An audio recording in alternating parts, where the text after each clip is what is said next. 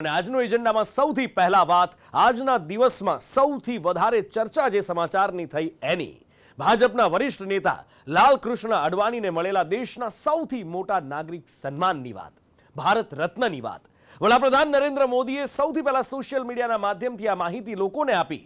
વડાપ્રધાને કહ્યું કે દેશ માટે એલકે અડવાણીજીનું ખૂબ મોટું યોગદાન રહ્યું છે અને બીજી બાજુ ઇન્ડી ગઠબંધને આરોપ લગાવ્યા કે આ ભારત રત્નનો દુરુપયોગ છે. લાલકૃષ્ણ અડવાણી ઉપર આ બધા વચ્ચે શુભેચ્છાઓનો અત્યારે વરસાદ થઈ રહ્યો છે અને અડવાણી ભાવુક થઈ રહ્યા છે. રામરથના સારથી છે ભારત રત્ન. લાલકૃષ્ણ અડવાણીને સર્વોચ્ચ સન્માન. અડવાણીએ હાથ જોડીને અભિવાદન કર્યું. ભારત રત્ન આ શબ્દની વ્યાખ્યા કરવાની જરૂર જ નથી. ભારત રત્ન દેશનો સર્વોચ્ચ નાગરિક પુરસ્કાર છે. આ એવોર્ડ એવી વ્યક્તિને આપવામાં આવે છે જેણે કોઈ પણ ક્ષેત્રમાં અસાધારણ અને સર્વોચ્ચ સેવા આપી હોય. હવે માહિતી મળી છે કે ભાજપના દિગ્ગજ નેતા લાલકૃષ્ણ અડવાણીને 96 વર્ષની વયે ભારત રત્નથી સન્માનિત કરાશે. વડાપ્રધાન મોદીએ સૌથી પહેલા તેની માહિતી સોશિયલ મીડિયા થકી આપી છે. આ સાથે ફોન પર એલકે અડવાણીને શુભકામના પણ પાઠવી હતી.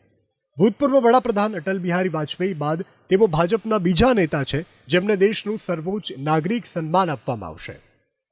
અડવાણીના ઘરે આ સમાચાર પહોંચતા તેમની દીકરી પ્રતિભા અડવાણીએ પિતાનું મોં મીઠું કરાવ્યું. એલકે અડવાણી આ પ્રસંગે ભાવુક થતા જોવા મળ્યા. તેમની આંખો છલકાઈ આવી. આ સાથે તેમણે હાથ જોડીને અભિવાદन પણ કર્યા.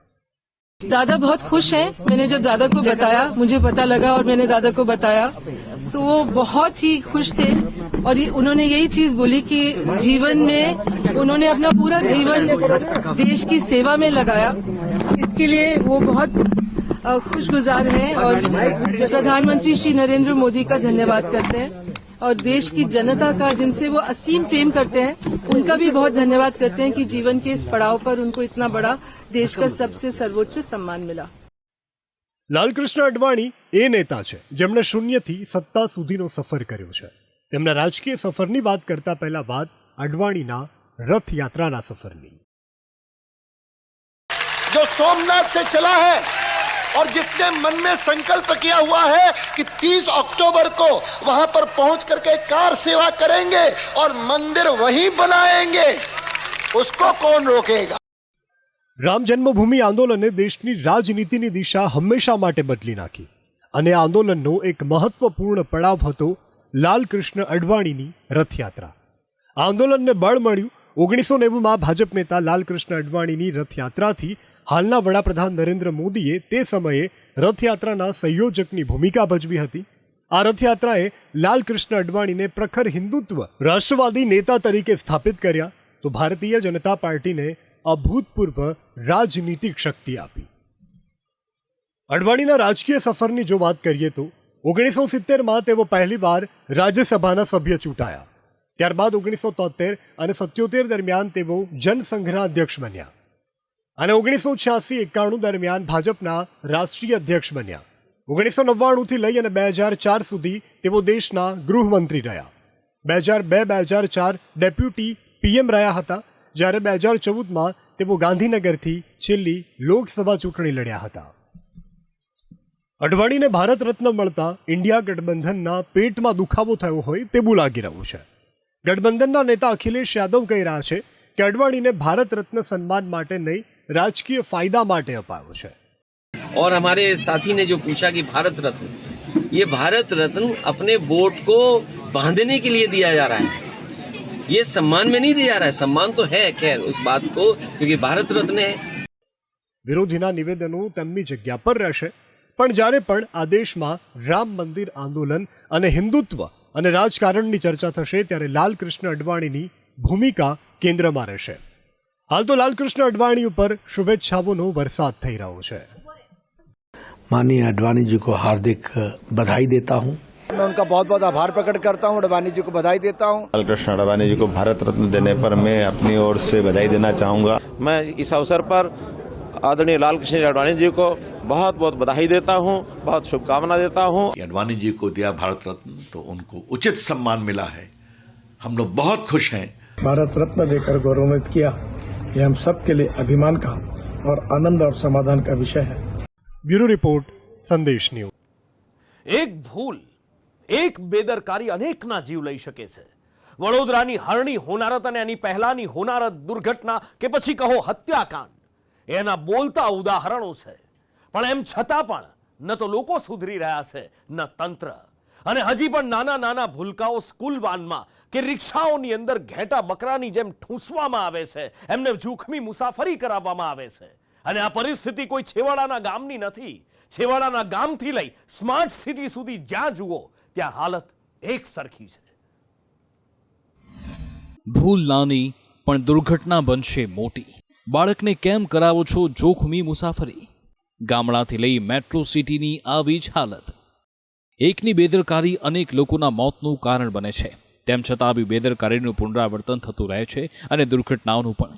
જો આપણે દુર્ઘટનામાંથી બોધપાઠ લેતા હોઈએ તો રાજ્યભરમાં શાળામાં ભણતા નાના ભૂલકાઓની જોખમી મુસાફરીના આવા વિડીયો ન વાયરલ થાત.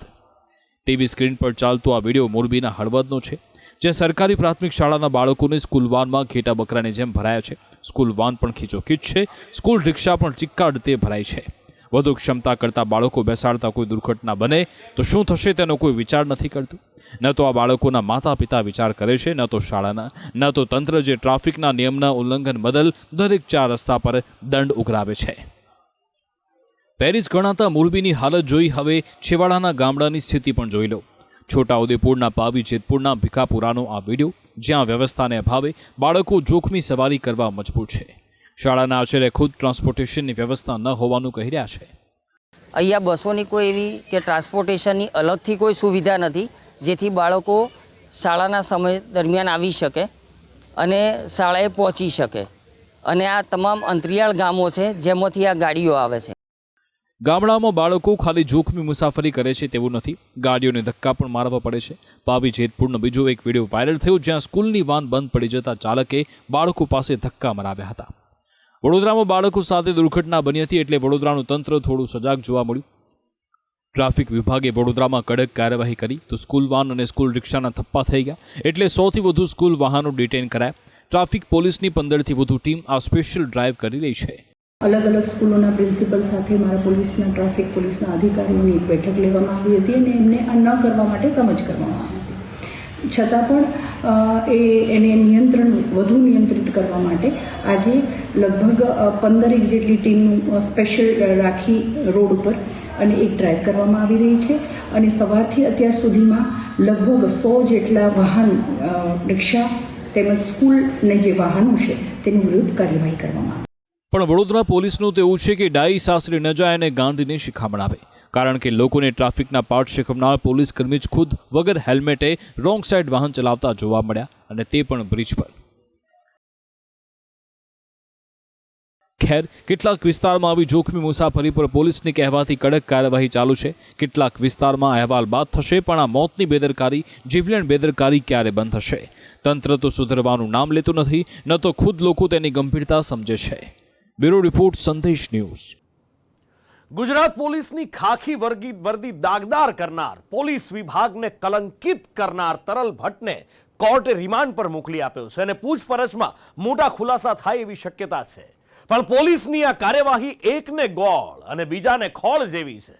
સાયબર પીઆઈ તરીકે ફરજ બજાવી ચૂકેલા અને અત્યારે સસ્પેન્ડેડ તોડબાજ પોલીસ અધિકારી તરલ ભટ્ટ તો પકડમાં આવી જાય છે, પણ મોરબીમાં નકલી ટોલબૂથ બનાવી સરકાર અને જનતાનો તોડ કરનાર આરોપી હજી પણ આ બાહોશ પોલીસ પકડી શકતી નથી.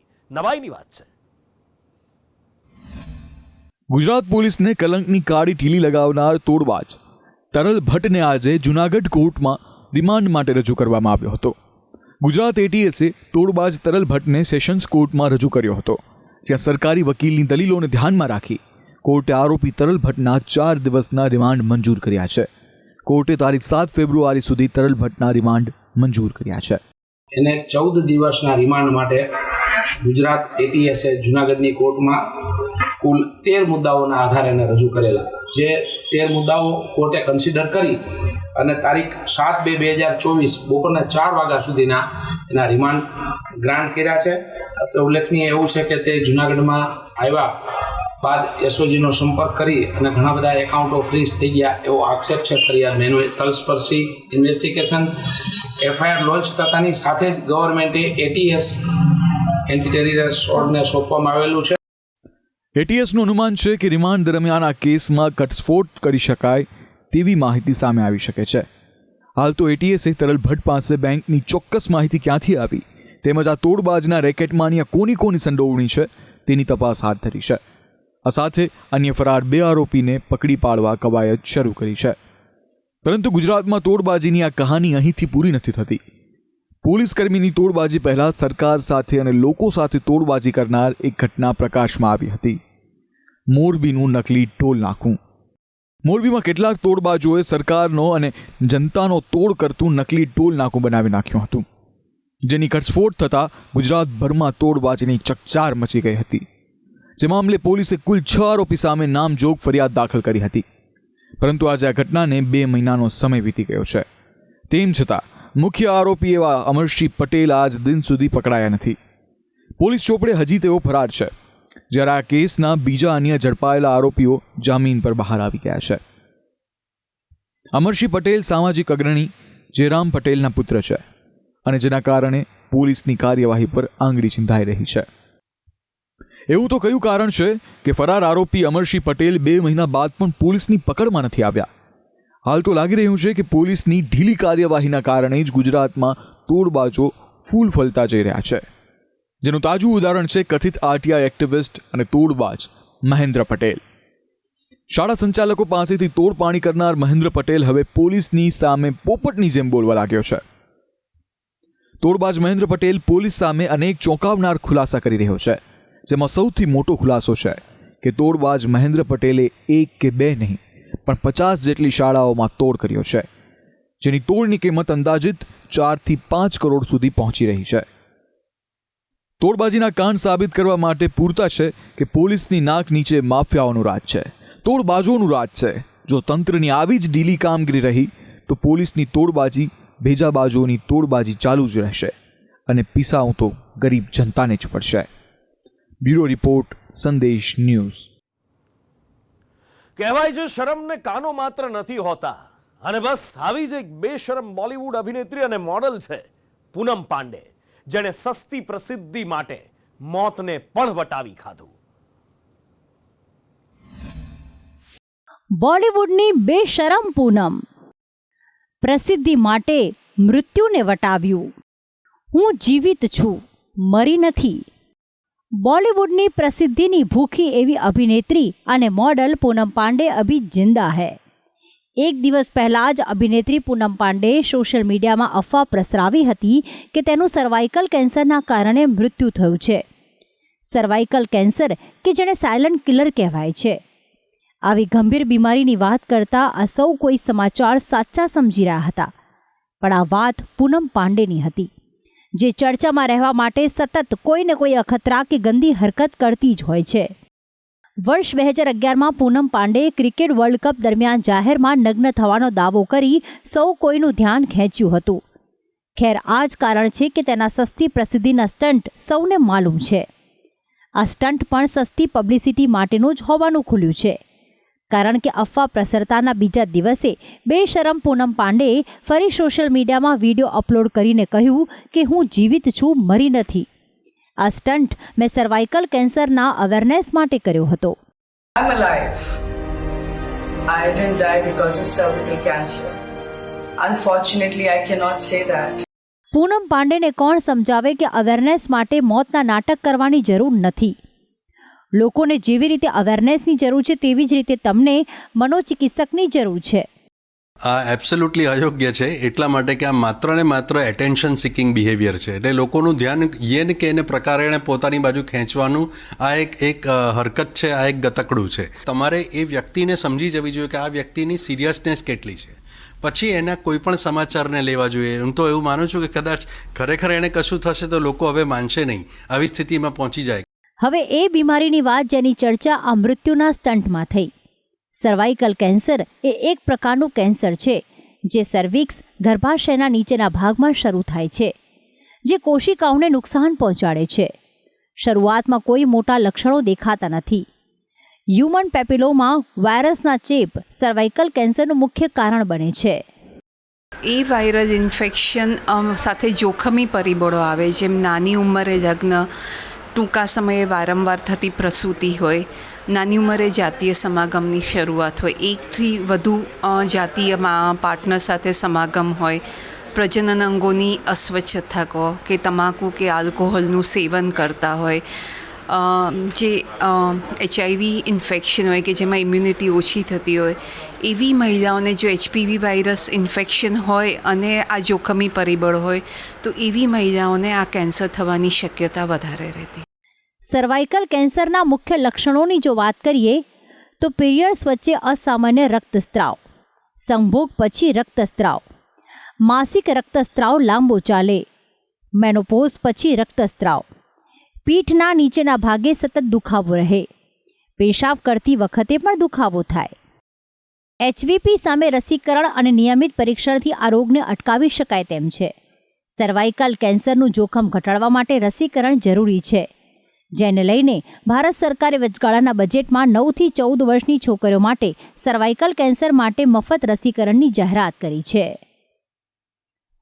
સમાજ ધીરે ધીરે આ સાયલન્ટ કિલરથી અવેર થઈ રહ્યો છે, પરંતુ પૂનમ પાંડે જેવી અભિનેત્રી પોતાની સસ્તી પ્રસિદ્ધિ માટે આવી ગંભીર બીમારી અને મૃત્યુને વટાવી ખાય છે.